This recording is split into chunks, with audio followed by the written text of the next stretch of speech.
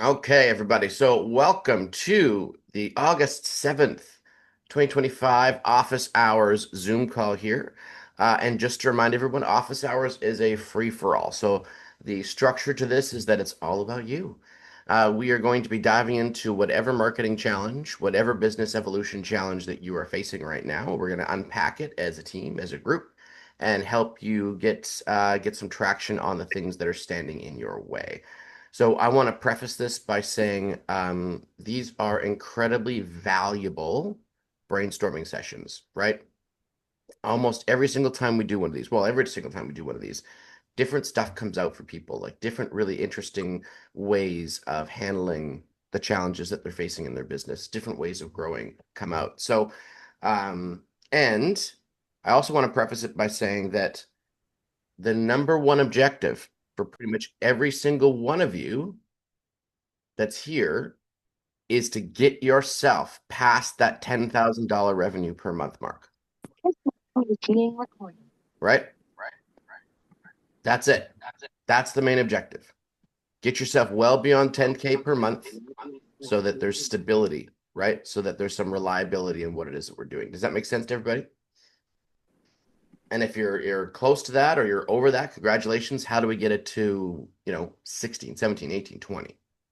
So that you have that next layer of cash flow and reliability in your business. That's what this is all about. Okay. So with that in mind, I'll toss this to the table. So who has a marketing challenge or a business evolution challenge that we need to tackle? Anybody got something that they're running into that we need to really chisel away at? Well, I'll go first if that's okay. Of course it is. So my question is, and I'm not sure if it's through Hourglass or Facebook, is when somebody asks a question on the messenger, Hmm. the an autoresponder gives back a message that I would either like to delete or change, and I don't know how to do it. Mm. Basically, it doesn't matter what question the person is asking, it's the same answer saying there's no hours on our page. And I'm like, and it happens so quick, I don't even get a chance to. And then I apologize, saying, I'd like to fire the autoresponder because Sure. that's so I need to fix that. So, and I don't know how yet. So, unless there was an automation built inside Hourglass, which I doubt there was, right? Then this is Facebook's autoresponder. I'm wondering if it's AI generated. Mm, I can go into your Hourglass account, Drinker, very quickly here and see if I have any evidence of that from this side. But I haven't heard of Facebook integrating an AI specifically yet. Okay. But it could be something that got, clicked on or authorized in your Facebook business page somewhere along the line that it just auto responds for you. I just need to fix that. Like, I Yeah. don't mind an autoresponder. Maybe I just need to change the words in it.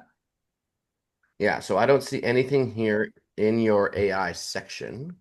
Okay. Gigi is joining from many different accounts here. Da, da, da, da, da. Let's take a look, see here. Yeah, so this would be something that's inside Facebook's Business Manager for you. I'll look into it after. So I had one other quick question, which Hmm. I'm sure you know the answer, is I had an amazing script done where for a video. How does one memorize the lines? And it wasn't a lot. It was very, very basic. And I know when I go back into elementary school and high school, this when you were supposed to memorize something, I'm not gifted in that department yet. Um, like, do I just change the words where it's more comfortable, where I would remember? Like, I liked the script. It was very professional and I liked all the words in it, but for the love of God, I could not memorize.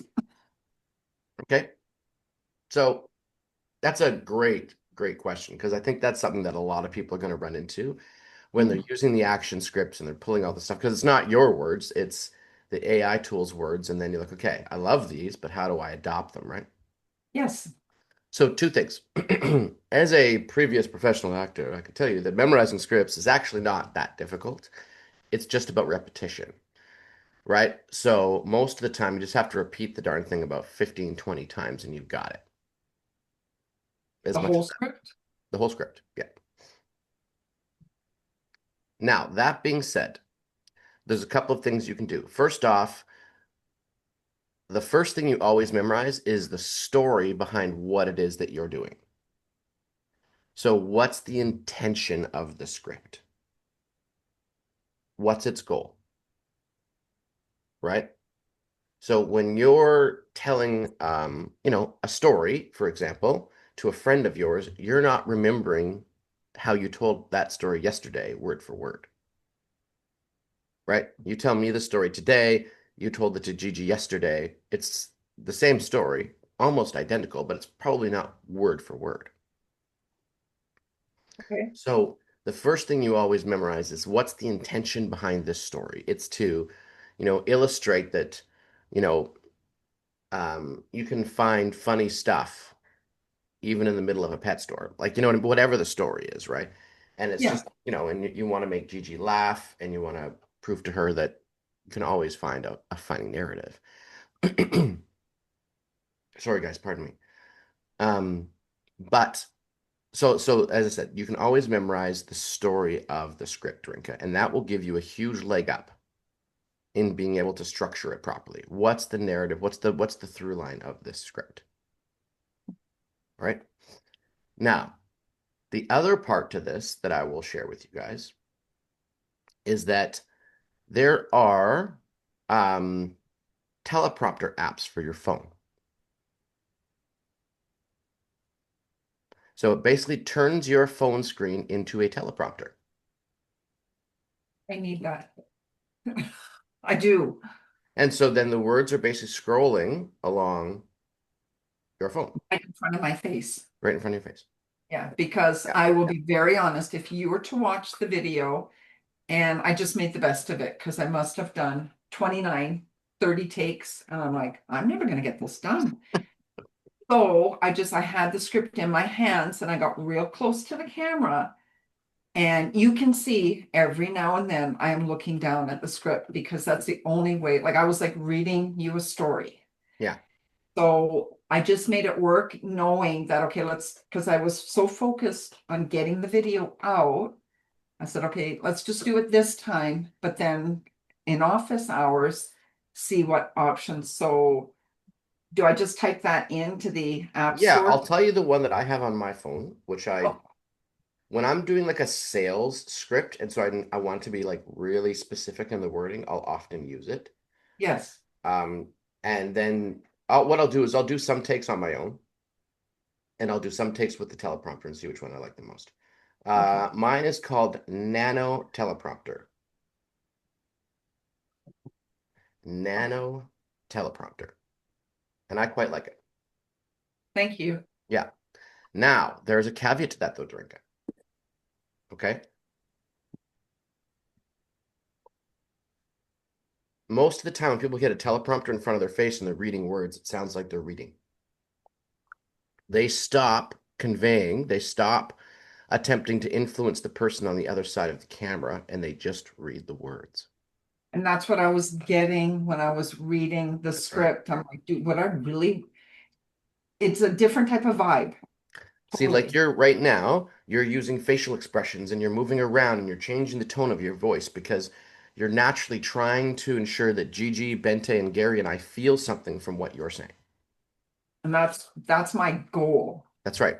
So that's what goes missing when people use teleprompters Okay. because they're so focused on the words, they miss out on what the words are actually for.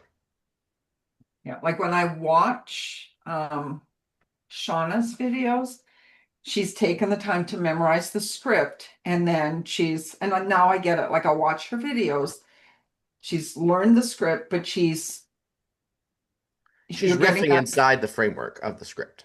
Yeah. Yeah. Yeah. So that's my goal, is to be able to get to that point where I know what I need to say, but it's saying it with feeling. Hmm. Yeah. You might So, try yeah, go ahead. even like like bullet points, the points that you want to make, so that you see that, but you're speaking from your heart when you just go that way. Like if you can imagine you're talking to a customer and you see your points, it might be that it runs smoother because it may seem more natural that way. Hmm. Yeah. But And yeah, yeah, I'll do a few videos. Like, I see what you're saying. Use the teleprompter, don't use it, and see which one. that's right. Yeah. Because Drinker, you have a natural gift of being able to tell stories and convey information, right? And so I don't want the teleprompter or the, ooh, I want to get every word right, get in the way of what's actually supposed to happen, which is that you're serving your clients through this video, right? Yeah. So those are, it's a really important and crucial point for all of us to remember. It also feels more human. Oh, yeah. It's not perfect. Well, and as we can see from when people are using this system successfully, none of those videos are perfect, and they're not supposed to be, right? They are No, I not supposed to be. no, That's I did part of the point. made a boo-boo in part of the, but I made it a haha moment. So Yeah. that way they knew it was me. It's not like a robot or something. So I Hmm. just liked it. Like, so to me it was fine. Yeah. Yeah. Yeah. Right. These are not Super Bowl ads. Okay. You're just getting good content out there and connecting. Yeah. Yeah. Bente, yeah. Is there teleprompter for that I can use for my computer also? Not that one. I've never used a teleprompter on a computer, Bente. I've normally just had my, if I wanted to read from a script on my computer, I would just have the document open. Yeah, okay. But it does Uh, work for the phone. I've never used it for a Yeah, computer. I have it for the phone, but I have no room for talking to the phone on the phone. So Hmm. it's full almost. So that's why I thought maybe it would that we can get something for the PC. No. Probably. You can probably find a software for the PC that's a Yeah. teleprompter software. Yeah, I'm sure. You might even be able to just find a website that'll do it for you, right? Like a free website where you load in your script and it will just scroll through for you. Now you're talking, how I hear words that I don't understand. Thank you. Yeah, you'll just have to do some research, Bente, and see about Yeah. I a just teleprompter for the out computer. because maybe, yes. Mm-hmm. Yeah. Mm. Yeah. But the key is, so remember, everybody, is that the teleprompter is going to make you just read. So it takes a little while to get accustomed to your brain acting two ways at the same time. One, it's reading these words, but in the same moment, it's conveying emotional information across to the person in front of you. That takes practice, right? Like the 12 hooks, that initial sentence, when you say that to catch their attention. For me, after that, that's so easy, because then I'm just telling a story. Like, I wouldn't want to work on getting a script for that. I just keep on going, right? Sure. Yeah. Yep. Okay. Yep. And remember, everybody, this is every single one of these scripts that our AI tool gives you, for example, it's a work in progress. So it's not perfect. The whole idea is that it's giving you a framework and it's prompting your creative energy. If you don't like the hook at the beginning, Darinka, change it, right? If you don't like the way you're like, "Ah, I don't really like that story, change it, right? The whole idea is that it's giving you, it's prompting you with an idea, and it's it's you as the artist that's going to tweak that idea to serve you best. Awesome. Thanks. Yeah, good questions. Okay, what else have we got, everybody? What else can we throw down on the table here?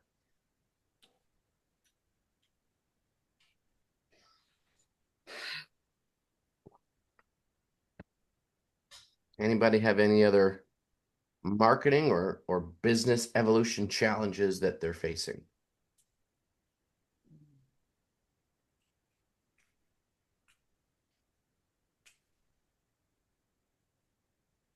Everybody's got it all unlocked, do they?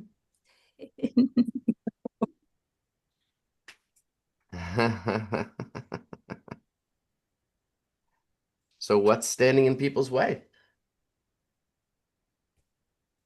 It is to get it in on the chat GPT. Well, but we covered that last time, Bente. You just have to I open up know, I chat and know. start talking. And I need to learn to understand what they are saying. They're using words that are Greek and for me. So Mhm. Yeah, the great thing about ChatGPT, Bente, is you just open up that ChatGPT software like you had it open and you just start playing with it. Right? yeah, but I wish to have my words inside so I can play with my words. But you have to upload the words in. You have to. Yes, that is the thing. I Yeah. know. That is my thing. So Yeah. Or the other thing too, Bente, is that most chat GPTs now they have a little microphone icon. If okay. you click on the microphone icon, you can talk to chat GPT and tell it your story instead of having to type it. Your chat GPT, does that have a microphone? You bet. It does? Sure. I think they all do. Yours too. Okay. That is wonderful. Then I can leave you. Yeah, like that's what you just talk to it, Yeah. How right? wonderful. Tell it about you, tell it about what you want to do, and it's going to help you. Yeah, and I can read the stuff instead of trying to understand how to put it into it. Yes. Hmm. Excellent. Whew. Yep. Thank you. You're welcome. You're welcome. But as I told my buddy the other day, right? All of these AI tools, you guys, they are tools. They will do nothing for you, right?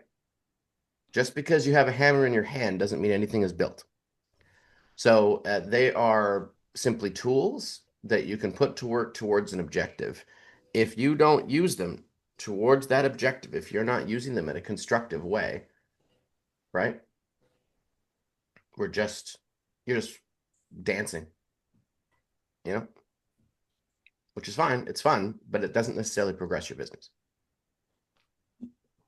And that's one of the key things that I want all of you to remember, right? Is that, and Gary and I talked about this a couple weeks ago. At some point, you have to focus on exactly what you want to be doing, how you want to serve, right? Durinka, you don't have to ask these questions because your product, right? You've got a retail store, you've got product. There's no wishy-washy about this. When people get into the information business or they're dealing in their brains, right? They become consultants or coaches or course creators or speakers. Their product becomes something that's not physically tangible anymore.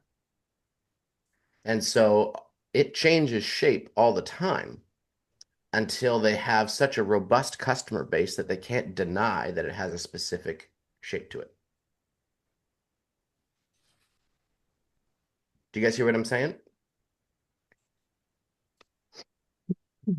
So, and I struggled with this for quite a while myself, even in the marketing space, right? What am I doing? What am I offering?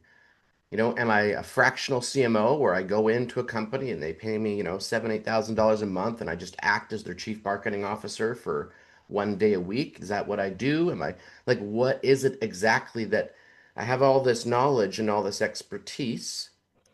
What's the mold I'm pouring it into? I've got all the ingredients. I just don't know what mold I'm pouring it into. And when you're working in the intellectual space, right? When you're selling something that isn't a physical product or it's not specified, one of the first things that you must do is give your product shape.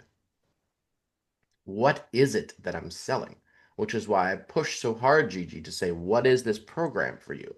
Like, what exactly is it? How many days? What's happening each day? Right? So that so that the specificity around that becomes so crystal clear. It's like you're selling chocolate chip muffins.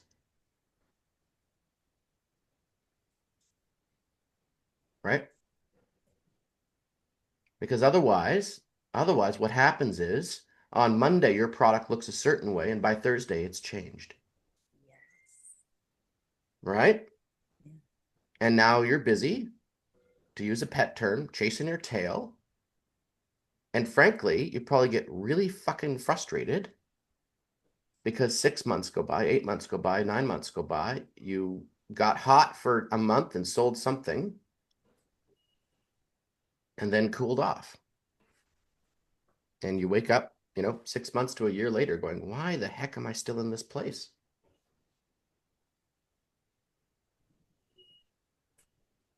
Gary's nodding away. That's me. You've been describing me to Hey, a dude, T. I'm describing a lot of people that I No, run I was gonna say, no, Gary, he's describing me. No, no, no, no. right? And this is one of the and it was funny because I was talking to Dolly and Troy yesterday, right? I was telling you, Gary, and they're both people that obviously have a ton of experience in the personal development space. And we discussed the fact that this is the big fatal flaw of the industry, is that it's become obsessed with the knowledge and the learning instead of the creation and the implementation for a business purpose. And I think one of the chief problems, and this is just me just soapboxing for a moment, one of the chief problems is that the people who are doing the selling are coaches first, business people second. And so what happens is they want to sell you more coaching and say you should turn this into a business. And yet they've never really done that except to sell more coaching. Right? And so they don't necessarily have the right skills or equipped the right way to help Gigi, Bente, or Gary turn that knowledge into a unique version of it for themselves. The unique Gigi Damel program, right? Your coaches don't have that knowledge because they just sell coaching.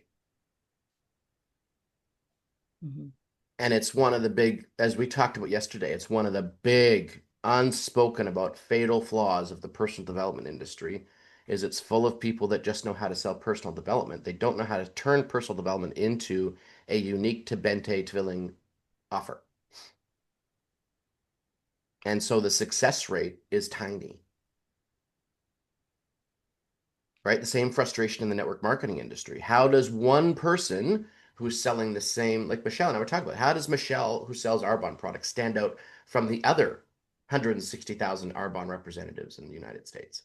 How does she do that? How does she stand out uniquely, right?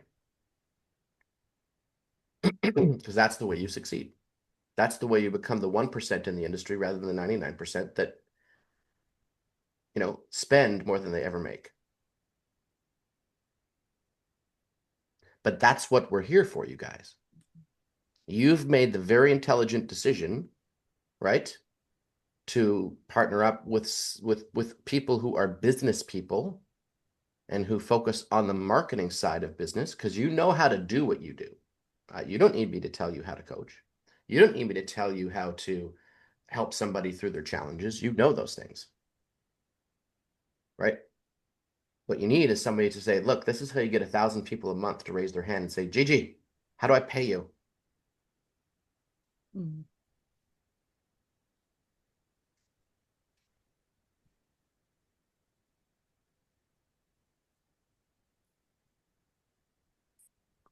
Okay, I'm going to step off my soapbox for a second. Does anybody have anything we can tackle here? Any challenges we can jump on top of?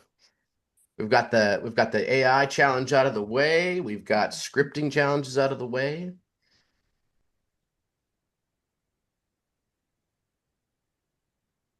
Oh, you know what? I'm going to give you a big acting tip, Darinka, for the scripting stuff for teleprompters. Okay. once you're used to using it, extend your vowel sounds. This is really good for you too, Gary. Right?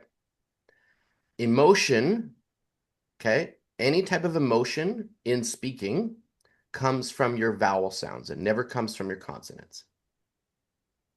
Can you give an example? I love you.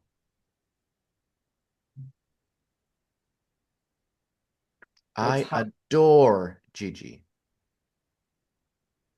versus I love you. I adore you. When it's time to fill the emotional space in someone's mind, you use your vowel sounds to do it. So if I'm telling a story and I want you Use to get your what? really excited, I just said really excited, like I'm extending that vowel sound. Yes, Bente.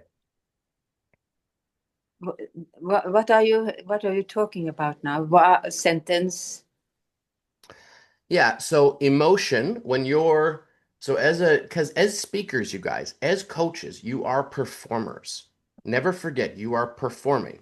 Okay.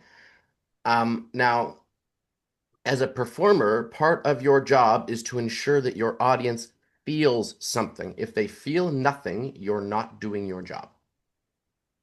They must feel, and then they start to think differently. We affect the heart, we shake that first, then we go to the brain. Okay? So to be able to get through to somebody emotionally, Bente, I'm talking about extending those vowel sounds, the long sounds inside a word. Vowels. Okay, now I understand. It was Yeah. this wow. Yeah. Okay. Thank Sorry, you. I'm still a little garbled, I guess, in my enunciation. No. It's perfect. But that's where, so as a, I mean, I spent 20 odd years performing on stages, right? And so one of the things you learn how to do is manipulate an audience with just your words, right? Like when you're doing a 3 hour Shakespeare play, there's only so much time to do any acting. There's a lot of poetry there. So you've got to use your words to ensure that certain things are coming through. And now you're naturally going to do it. But for somebody like yourself, Gary, who wants to have some specific speeches in your hip pocket, right? You said some speech 62 times, it's going to feel a little old to you. So you want to know where you're going to put the emotion in, when you're going to have that audience start to ride the roller coaster. And when you get really good at it, you can actually start to essentially, like a puppet master almost, really start to use those sounds to orchestrate, like a conductor, how you want the audience to feel.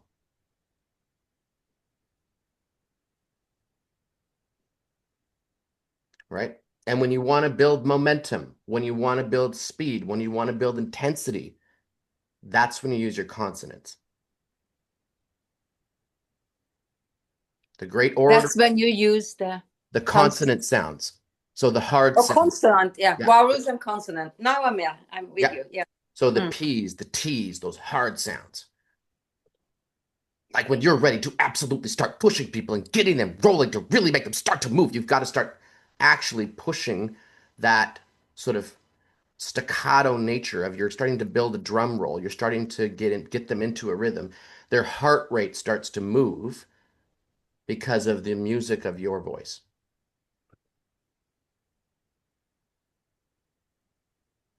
And so, Darinka, when you're reading through, right, what that the tricky part with teleprompters is people tend to read them and they're like, have you ever felt like your dog just doesn't love their food? It's true. Dog food isn't like this is what happens because we're trying to get the words right. See, I just did it. We're trying to get the words right. I extended the word sound. So, what I want you to work on is if you're going to use teleprompters, then you have to get good enough with the script that you're actually going to use the damn words to impact the person on the other side of the camera. Because the words themselves are so not relevant. They're completely secondary to the emotion that they convey.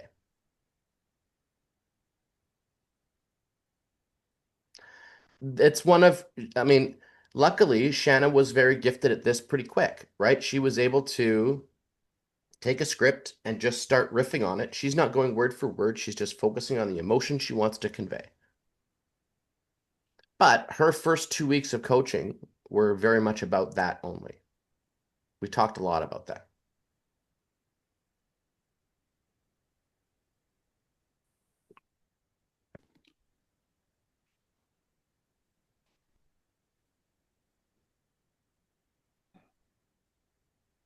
Any questions about that, you guys?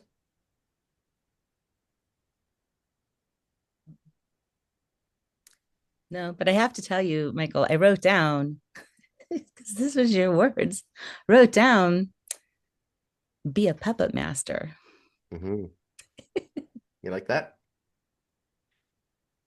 I do. Yeah. That I have, because I know I have a process with my clients to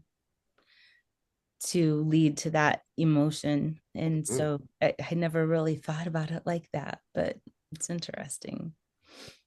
If your intentions are good, Gigi, right? We think of something like a puppet master as bad because it's one person manipulating another. But manipulation is just movement, right? And so the way I've viewed it for quite a long time is if I'm guiding Gigi towards something that's incredible for her, and I'm going to have to pick her arms up, pick her legs up, and start to get her moving towards that thing like a puppet master because it's really good for her, then by all means, that's exactly what I should be doing. Mm-hmm. No, I'm agreeing. I was Yeah. like, yeah, that's exactly what I do. And I mean, it's not all, it's working, obviously working with the client. I'm guided by them and they're Mm. guided by me, but in a way. So anyway, I just thought that was interesting. Well, and so there's two words there. There's puppet and there's master, right? And so one of the things I want you guys to remember is that no matter how you feel, you are a master. So if you're having a day where the confidence doesn't feel as high as it should, where you're wondering whether you should be out there serving at all, remember, you are a master of this. You're several steps, dozens of steps ahead of where your customer is on their journey towards what they want. And so be the master. Yes, Bente. Just out of curiosity, is it possible to get Shanta or whatever her name is, that Shana? do Shana, her, so I can look at her and learn what she's doing? Yeah, if I'll put her, you know what I'll do? I'll give you her Facebook page, Bente, where you can Yes. watch her videos, Confident Kids Canada. She just hit 70,000 views in the last 28 days, which is exciting. What did you call that page? I'm going to give it to you right now, sweetie. I'm going to put it in the Zoom chat for you. Okay.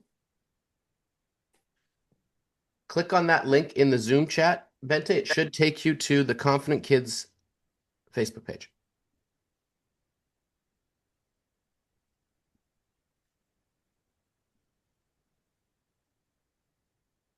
Seventy 70 likes? 70,000? My goodness. I think so. I'll check right now for us. We can take a look.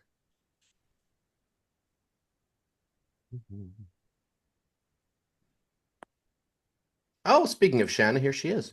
She is at 63,000 in the last 20 days. Well, close enough. Close enough.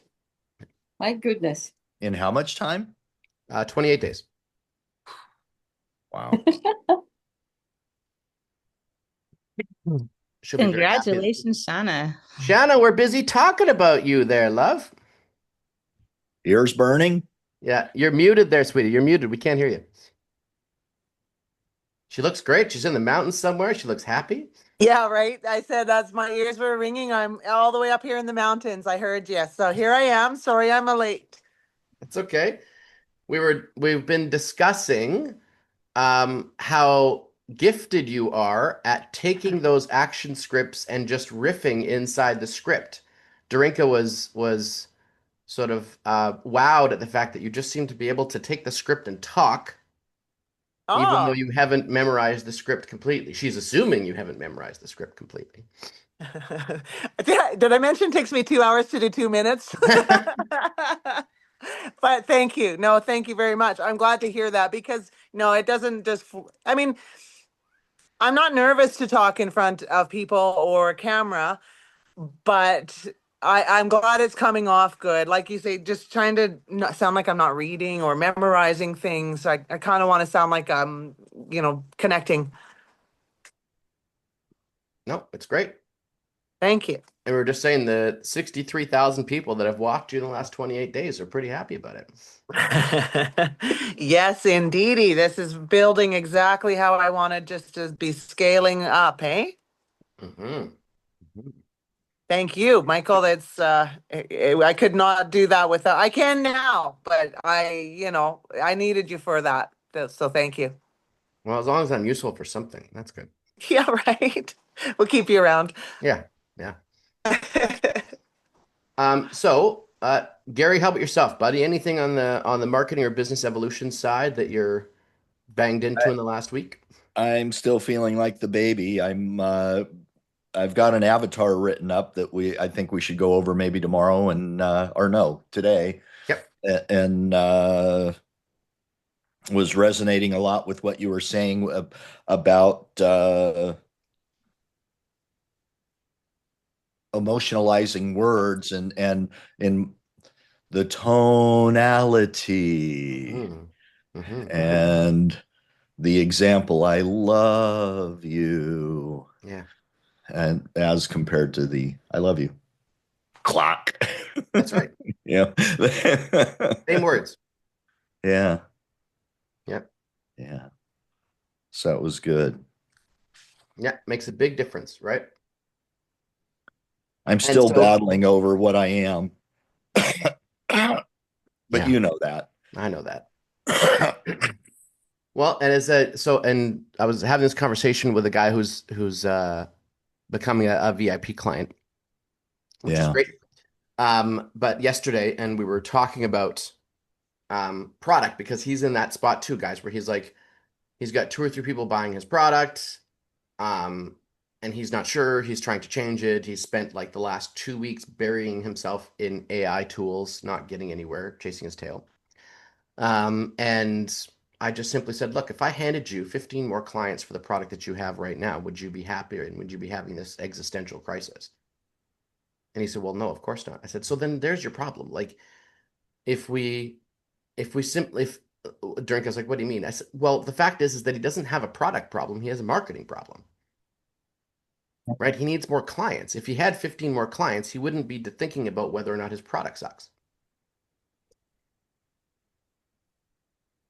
And that's so for people that are trying to get their product off the ground, it's often best just to pick one, Gigi, Bente, Gary, pick a product, create it, make it real,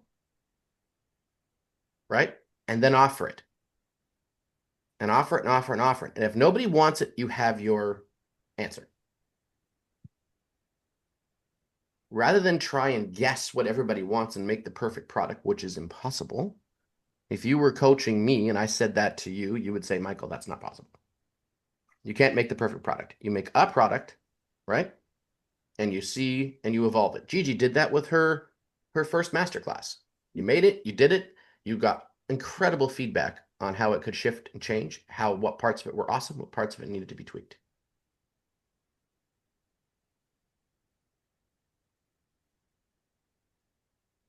Yeah, but I'll tell you, like on the first ones that I was doing, uh, well, I'm talking about the week long one.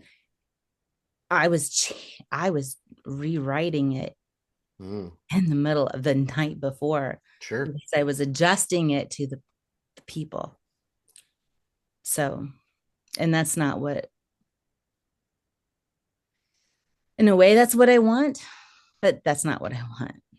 Not for You know what's the important to structure stuff. remember though, Gigi, is that is part of the entrepreneurial journey. is Every what one of us is is up in the middle of the night at some point tweaking their product, changing their pitch, Winging right? it when we have to. That's right. And does Yeah. that just mean that Gigi's better identifying her avatar? No, not necessarily, Gary. It just means that she's listening and she's empathetically figuring out how to better serve the people that are directly in front of her. She's making every time you make something, you guys, we make assumptions about how it should look, feel, taste, touch, whatever, so that we get the right response from whoever is going to consume that thing. The beauty of what you guys are doing is that you have real people in front of you that are responding in real time. And if they don't like the taste of something this afternoon, then tomorrow morning you can change it. And you're right, Gigi, that you don't want to be doing that forever and ever and ever. Okay. But even some of the best in the personal development space, they have these multi-day events and they shift things, they change things. They're like, normally we did this session at 9 a.m. tomorrow morning. I don't feel like that's what this group needs. We're going to change that to an afternoon because I think we need to put this in. I've been inside those rooms, I've been inside those events before, and they evolve. yeah, no, it was based upon kind of the the things that the clients put out there. And I Yeah. was like, okay. And some of it was a learning experience for me because I was like, okay, what I did was I allowed people to escalate Mm-hmm. too fast, Mm. too much, too quickly. Yeah. Yeah, And so it's a learning thing to like, all right, let's reel it in just a little bit totally. and set up the space for that later, but not right here. Love it. Love it. But those are big important decisions for you guys that are in that sort of information or coaching side of business, right? Is that you have to pick a product, you have to pick a model. And as I said to you the other day, Gary, when we were chatting, the most important thing to decide for you is who is it you want to serve and how do you want to serve them? Because you and I could brainstorm 1,000,001 products over the next 6 months, and we could execute on none of them if we haven't pinpointed exactly who we want to serve and how we want to serve them. See, I still see I have this inner love of real estate. And so I Mhm. see my, the real estate agent, broker, investor. I see those as my avatar people. Not that I've ever been an agent or a broker and don't truly know what their needs are, although I suppose any Keller Williams book would probably identify what those needs are. And I came from the investor side, and that's just where I've been. And I kind of want to stay in that area purely because I see that's where my wealth is growing, and that's where I want to continue to put the money that I earn. If I wanted to, I could live on my Social Security right now, and my pension kicks in another couple of years, and I'll be living just fine. And I want to continue to build my wealth. I want to continue to build my portfolios Mhm. personally. So to riff on that for a second, Gary, Yeah. as I said, I was talking to Dolly and Troy yesterday. Troy asked me a really good question, which is one he got from Tony Robbins a long time ago, Uh-huh. which was that what would you do if you knew you couldn't fail? I'd be a real estate investor. Right? Shanna was talking to me about this kind of concept a couple weeks ago when she came to my house, which was amazing. Right? What would you do? Very important question. What a huge, beautiful question to ask yourself. What would you do today? What would you start today if you knew you couldn't fail?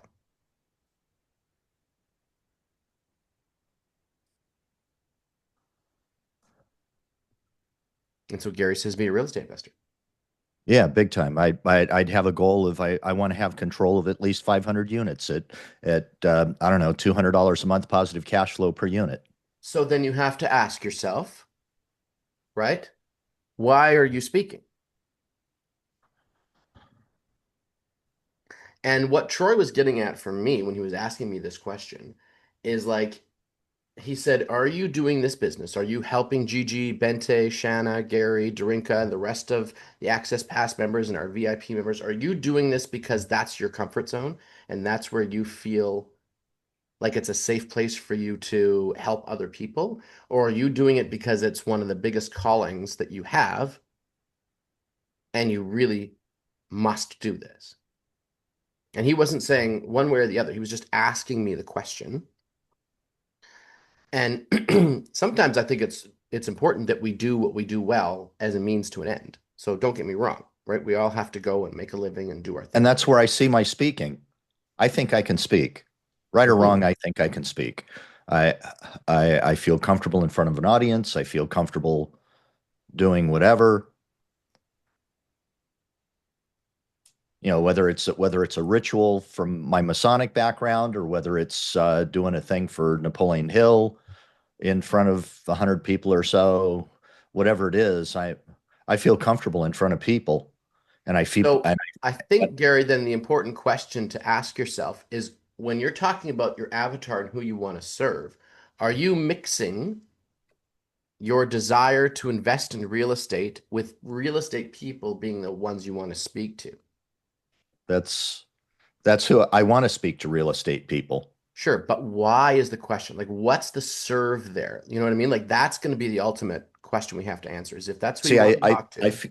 I feel like I connect with them really well because I feel like I've got a great background in it. I've been investing since night, or I've been studying real estate investing since 1992. I've been investing since 1995. I've put my money where my mouth is for 30 years. So if I was being Troy in this moment, I would say that's all comfort zone stuff. You want to talk to them because you're comfortable talking to them. Well, I'm comfortable talking to Why do them, you but want to talk I to them? want to talk to them because I want to build up connections so that I can get in on some of the best deals Okay. around. Okay, but that's a networking problem. That's not a speaking problem. See how we're drilling down, you guys?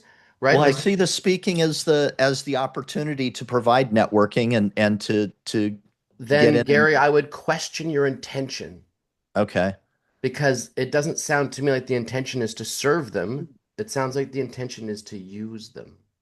Mm, And that could be one of the reasons why you're getting some trouble getting this plane off the tarmac is yeah. because intrinsically and this isn't me to this is just me being blunt because I love you, Yeah, right?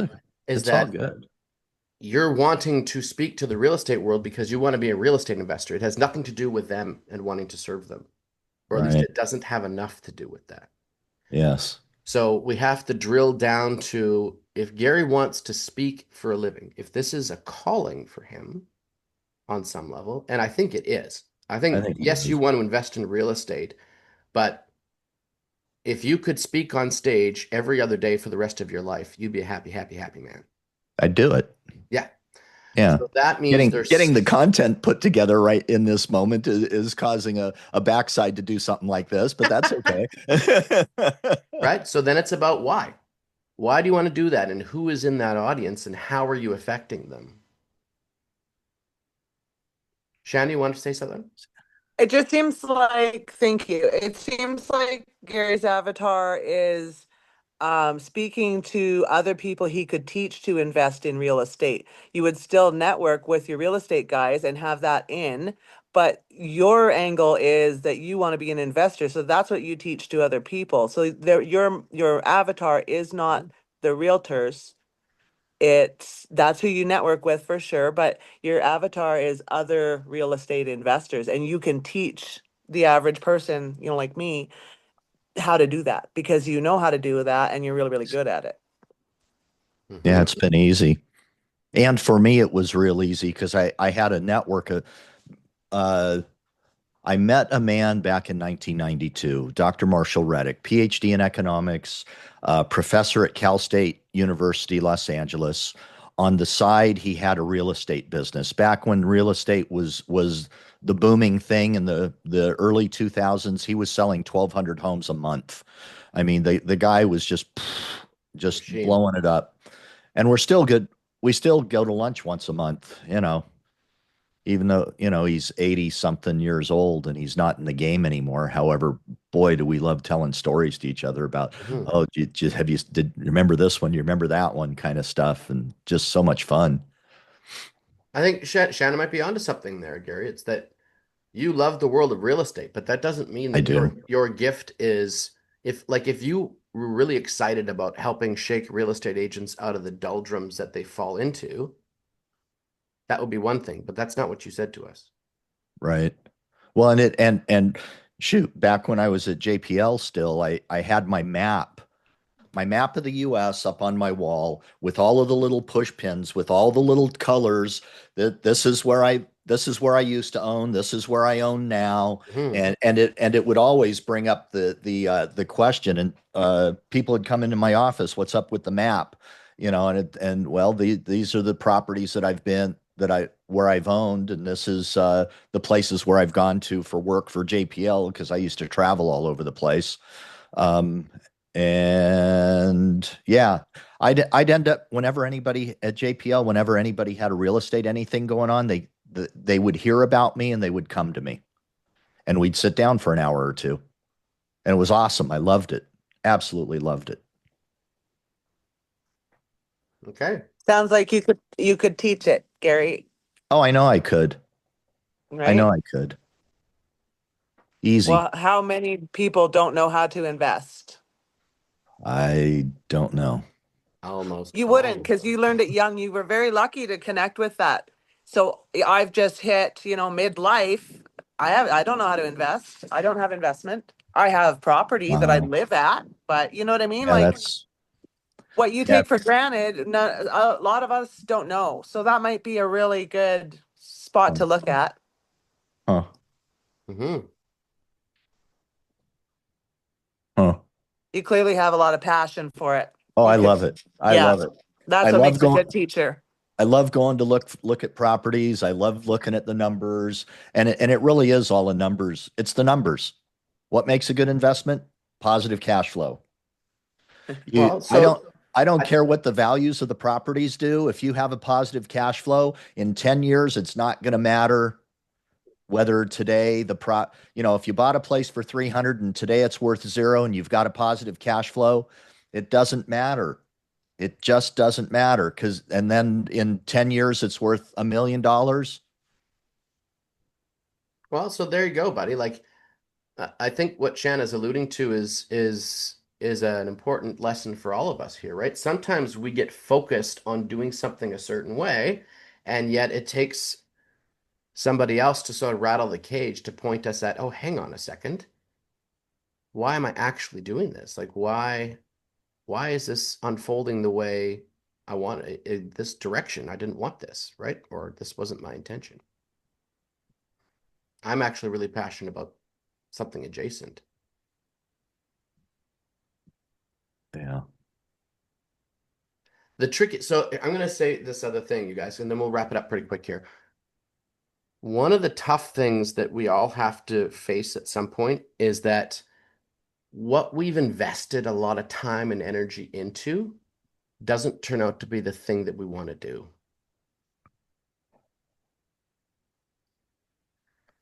And it doesn't mean that what we did, the path that we've walked, what we've done doesn't serve our direction, right? As I said, I spent 20 years as an actor, invested $80,000 into a degree to become an actor, went to the top acting school in the country to become an actor, left that school, worked for a bit, and then promptly was like, I don't want to do this anymore.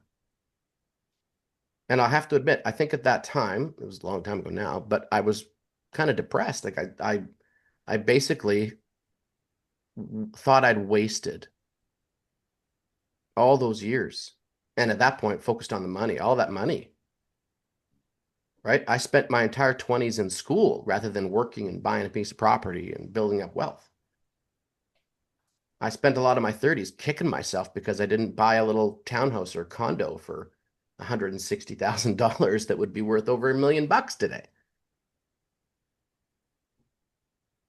But that being said, our conversation today was entirely influenced a big part of it because of that 20 years spent on stage, learning how to talk and speak and convey emotion and connect with people and human psychology. I spent, gosh, it was a lot. It was about $15,000 on buying all these PLR courses that I could change into my own version of something. And I haven't used a single course. Right? So sometimes we pick up stuff like a locomotive, needing water along that journey. And we pick it up because we need it for 15 minutes or an hour or 3 days or 6 months. But sometimes we have to realize that it's going to serve me for now and forever, but I have to put it down.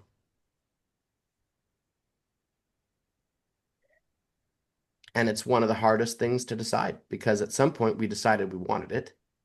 And yet some days we wake up and we're faced with the fact that it no longer wants us.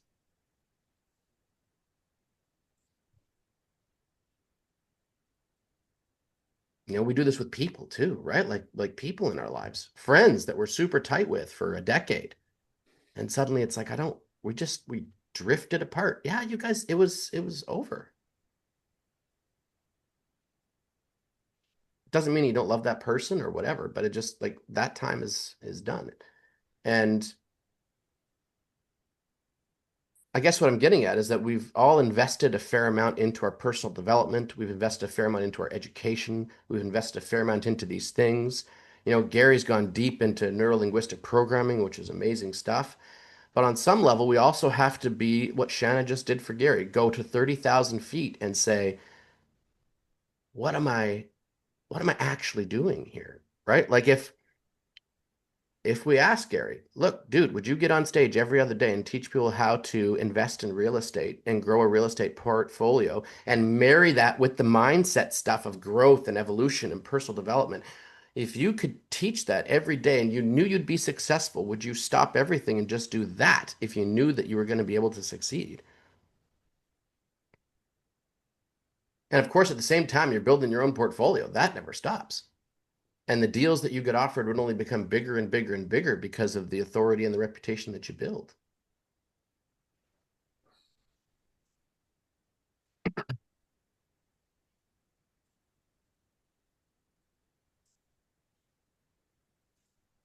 It's a darn good thing Shanna came on here late. Some days I shine, Michael. Oh, yeah. Others I do not. Any day that ends in Y, Nichols. Does that make sense, you guys? Mhm.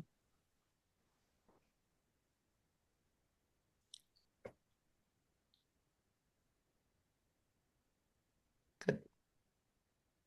I mean, as you know, I've been through a pretty harrowing process over the last few months. And one of the things that it's certainly forced me to do is to recognize that I don't have a lot of fucking time.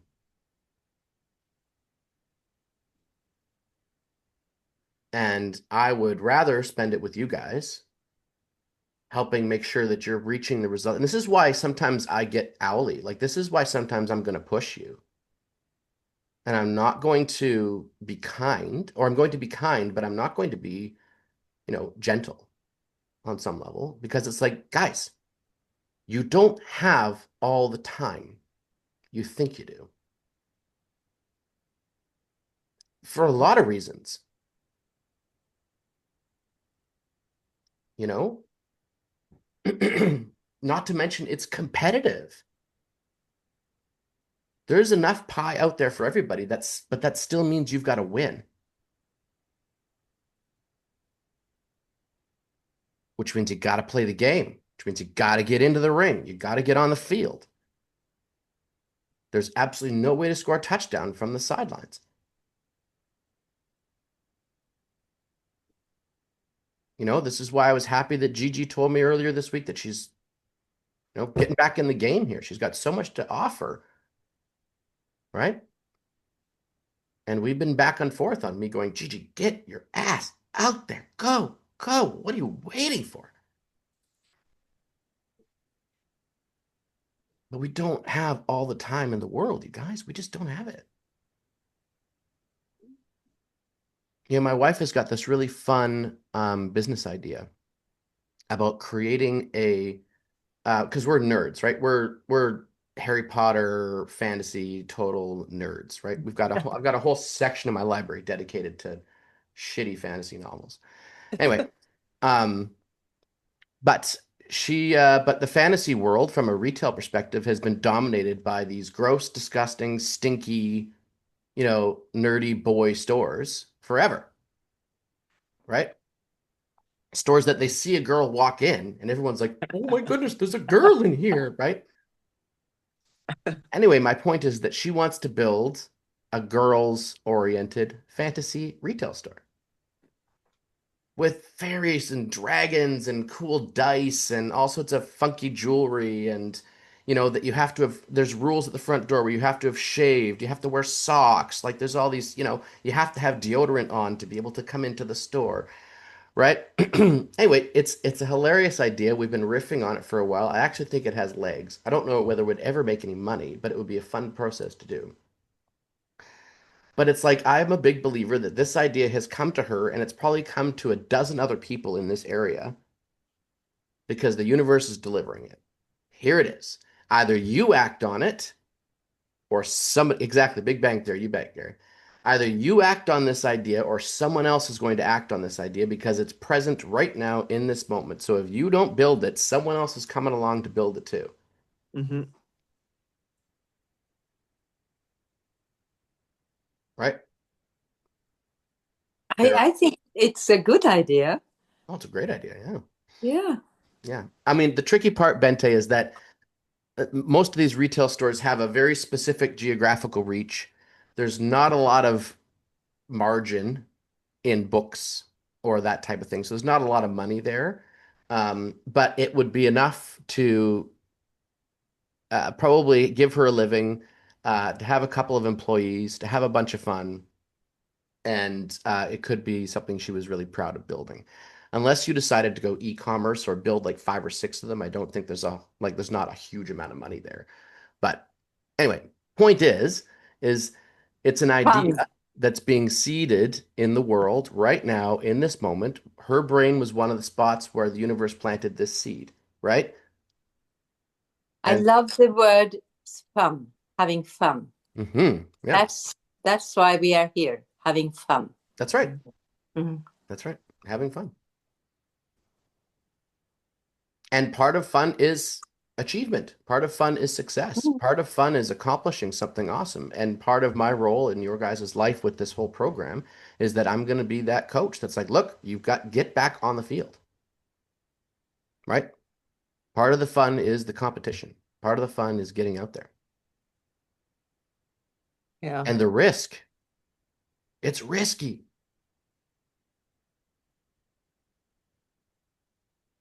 It's risky to go out there and say, I want 100 people in my master class. Right, Gigi? Yeah.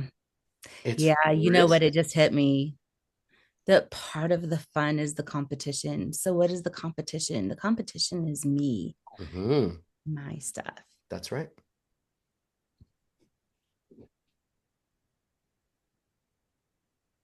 That's right. But how exciting is it to overcome something that we're really afraid of? That's right. And just to get in the game. Do you know how many people never get in the game? They never get in the game. Yeah. They have these ideas come to them, right? And they never get in the game. They stay on the sidelines their whole lives.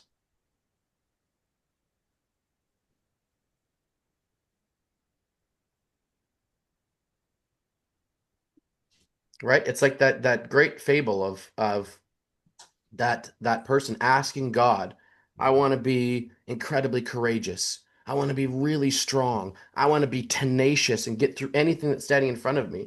And so God starts to hand this person a whole lot of shit. Really tough stuff to slog through. And finally, one day, this person's like, God, What the hell are you doing to me here? Why is my life so hard? God says, well, you wanted to be courageous, so I sent you the biggest, nastiest monster I could come up with. What's your problem? You wanted to be strong. I put you in tough situations where you had to spend months, years building your strength, Yeah. right? You had to be tough. So I sent you pain Yeah. and challenges. What did you want from me? This is exactly what you asked. You didn't want to be soft. You didn't want to be a wimp. You didn't want to be somebody who's meek and meager and hiding in their house. So I sent all these things to make sure that that happened. And now you're upset about it? But look what you've become. So exactly what you're facing, Gigi, that uncomfortability, that danger of it all, this is what you want. This is what you asked for. Yeah. Yeah. You want this. Which is good because you're where you're supposed to be. And this is why the content part of what we do is so important. Because it's the only way, Gigi, you're going to rattle someone else's cage long enough and well enough to get them to raise their hand to join arms with you.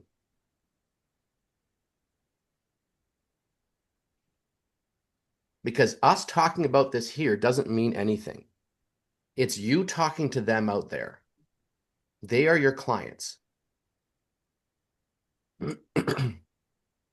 Right? Gary can talk all he wants about real estate investment in the confines of this group. It doesn't matter.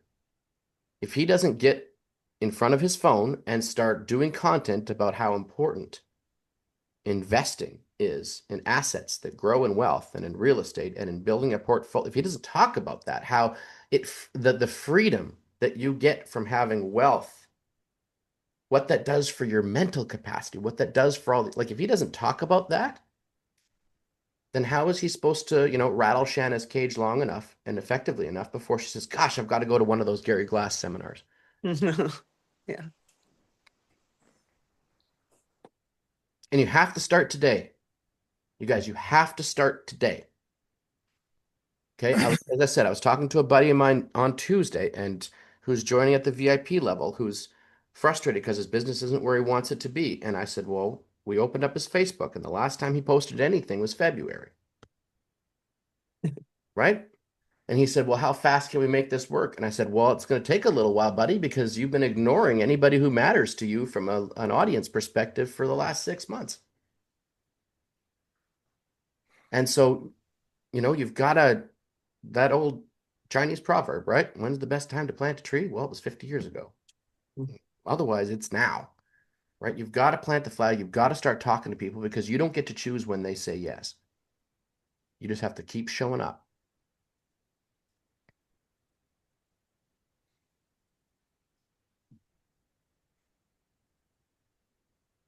Okay, so we'll bring things to a wrap up here. Any questions, you guys, about what we covered today?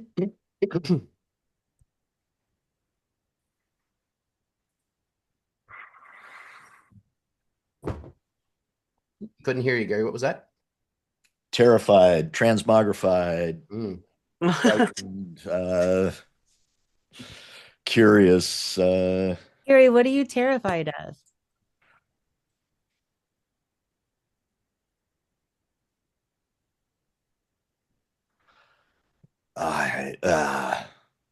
Being the guy that I really need to be to do what I really want to do. But Gary, you're safe. You just told us how very safe you are. You can live on your Oh yeah. Social Security. So like you got nothing to lose, man. I really don't. I really don't. There you go. Financially, I really don't. Right. I would listen to you. Here, the man I told you about, 1,200 homes a month selling. When '08 happened, he owned over 300 properties, and I don't know how much he was bringing in a month. But when '08 happened, he insisted on taking care of all of his people. Now, this would be a lesson learned for me, so I don't have to go down his path. However, he goes and he takes all of his money and he keeps, PhD in economics. He sees, okay, the average recession is 18 months of, so he took out a bunch of money out of all of his assets and he used that money to keep the business going, keep all of his employees going. He was spending about 800K a month in expenses on information and data and people, yada yada yada. So he refinances everything, takes everything out, pays everything off, or doesn't pay, keeps the business going. Recession isn't over when he thought it would be, does it again. Spends all that money keeping the business going. Recession isn't over yet. Is at a point where he can't refinance, sells a whole bunch of his properties. Recession keeps going. He ends up going BK, bankrupt. Mm. And the uh, the the people that had been with him for a long time survived just fine. The people that were relatively new, which was a lot because everything in that before everything blew up was so energized. Everybody's got to be in real estate. Everybody's got to be in real estate. That all of those people just creamed him. Just the emotional toll on the man is just, and I don't have to do what he did. Well, so that reveals why you're scared, Gary. Yeah, yeah, yeah. And No. it wasn't even the money. He goes bank. His business is still in existence. He sold it to his students. Hmm. He put I don't know how many kids through college, and he sold his business when it was bankrupt to two of his college students, and the business is still going. It's a very different business model now than it used to be. However, the business is still going. And actually, I was writing down, okay, what if I become this guy that become or when I become this guy that is the real estate tutor, the real estate investment teacher, what do I do with these people for end product? The model that I'd always seen was once a month. My buddy Marshall, like January, he would always talk about goal setting. I can't remember February, March, April. He always talked about taxes and how another month it was property management, another month it was insurance, another month it was something else. Every month he had, and so every January it was goal setting. Every Hmm. April it was taxes. Every I don't know July it was property management. Every September it was insurance. Every December it was the holiday party, and then at the end, so the first hour would be personal development and coaching in real estate uh, investment, and then the second hour, well, then they'd have a little break and there'd be free food. And then the second hour, he would bring people from different brokers from different parts of the country to speak about the products they had for sale, and they'd sell it. Hmm. They just sell it. And then Marshall would be the buyer's agent, and this broker from wherever else would be the seller's agent, and was just amazing. So I was just writing down is okay for small deals. I send them to Marshall's to the old business, and for people with big bucks that are accredited investors, I know a guy that puts together syndications. A buddy, this guy that I know of, I don't know him, although he might recognize me from I've been to a couple of his things. Uh, he puts together, I don't know, 100 million, or no, that's too much. Whatever. 300 unit deals. He probably does half a dozen 300, 500 unit deals a year, Hmm. at least, and probably more. And so I could do big money deals maybe through him. I don't know. I'd have to talk to him. But I what do think I, I think Gary, all of this is great. The trick is that you're think about who you want to serve and yeah, how would you best be able to serve them first, right? All this other stuff, you're bringing it back into realms of comfortability choice for you, right? You're right, applying logic to things that aren't logical yet. right. Okay. You know All this right. stuff. You've done enough mental work to know. You've done all the mindset work to know that sometimes you just have to leave the space in your imagination open, right? To let it start to fabricate. Right. You Yeah. don't have to Okay. tie it all together right now. Yeah. Right. Right. All righty. Thank you. But it's good because he's obviously very excited about it, isn't he, ladies? Yes. That's good. Oh, I love it. That's That's good. Okay, so real quick, what was something that popped out of today for everybody? Something that jumped out today for everybody, and then we'll wrap it up.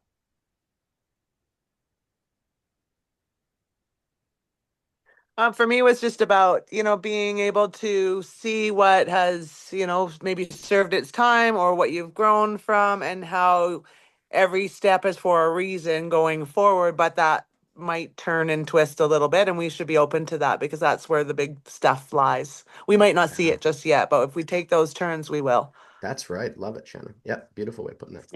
Beautiful. Thank you. Anybody else? Yeah, Yeah, Gigi. I was going to say that. So I wrote down the question that you asked.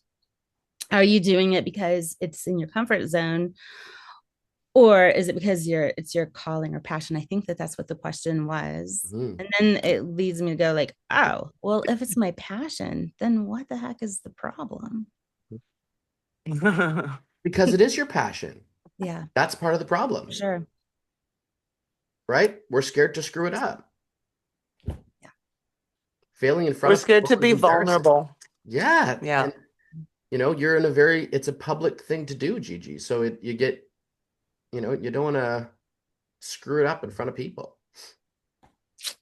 That's why public speaking is one of the most scariest things people do, Sure. right? There's 100 people watching you. If you wander out and trip over your shoelaces and fall flat on your face, everyone's going to laugh and you're going to feel like an idiot. Now, a lot of us don't care, just stand and go, whatever. But the fact is that some people, that's mortifying, Mhm. And so when you're in business and you're doing something you're passionate about, it can be really scary because you feel like if you walk out on that stage and you trip over your own shoelaces in something you're super passionate and good at, everyone's going to judge you. Now, the funny part is most people don't care. Most people are just going to laugh alongside you and just ride the wave. No, But the reality is most people are going, oh, yeah, I hope they're I okay. hope they're okay. And then we'll laugh later. Yeah.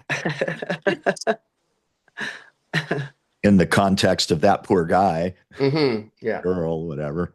But yeah, Gigi, you've got nothing to be scared of, but fear itself, right?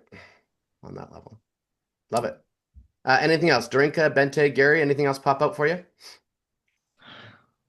Gary, I listened to your mentorship last week. What was that about? Wasn't that something that you should remember today? Put him on the spot there, Bente.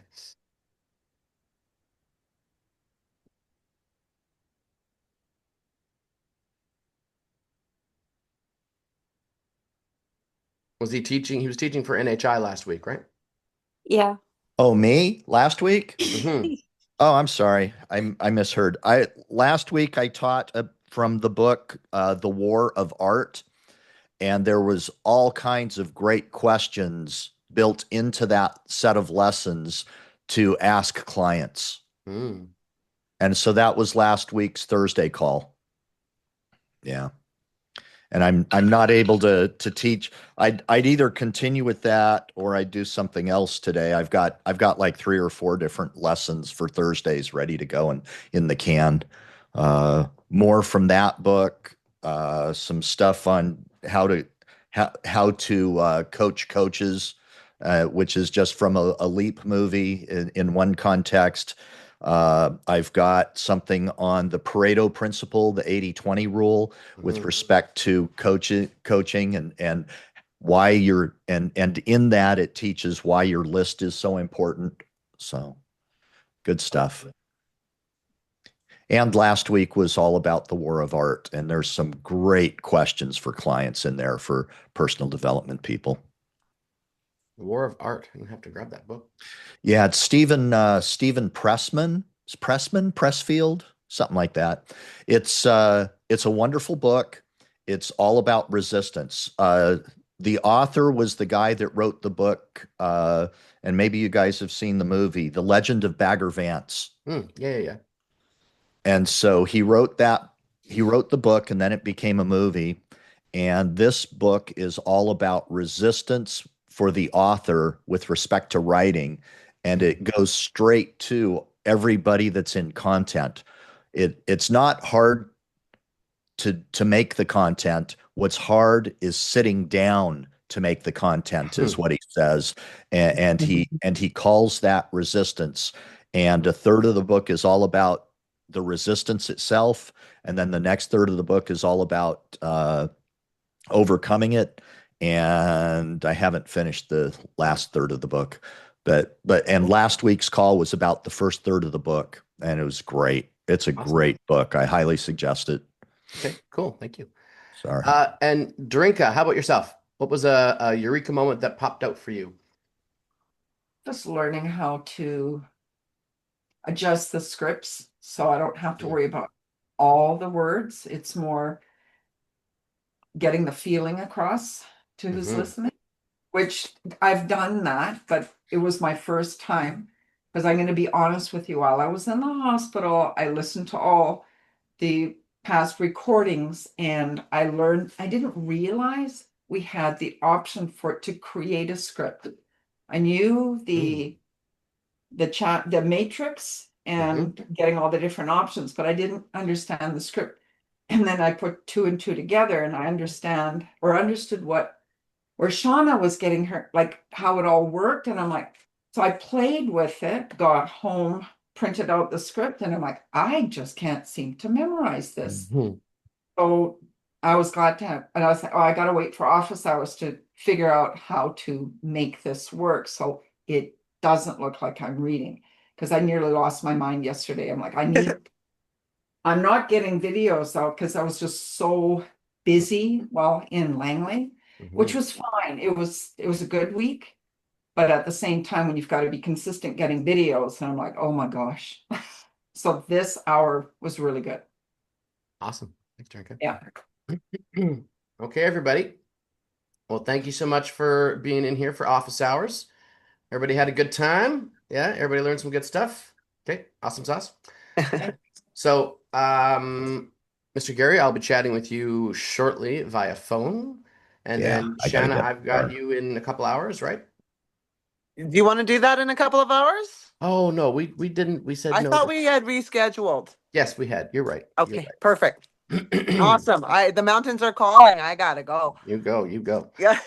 Okay. Thanks, everybody. Thank you so Lots much. of love. Okay. Okay. Ciao for now. God Bye. bless. Bye bye. Thank you. Thank you. You're welcome.